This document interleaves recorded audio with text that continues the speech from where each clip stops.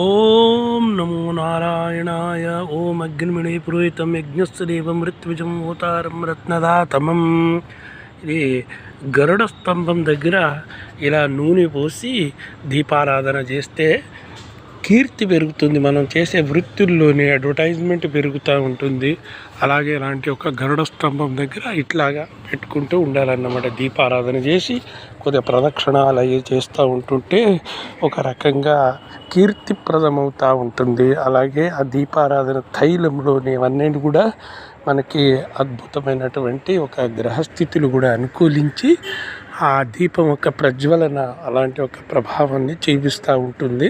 అయితే గరుడ స్తంభం దగ్గర ఎప్పుడైనా సరే దీపారాధన చేసినప్పుడు ఆ దీప ప్రజ్వలన వైనతేయ పరబ్రహ్మం అంటూ ఉంటారు. ఆయన యొక్క అనుగ్రహం కలుగుతూ ఉంటుందని చెప్పి శాస్త్ర ప్రభావం చెప్తూ ఉంటుంది.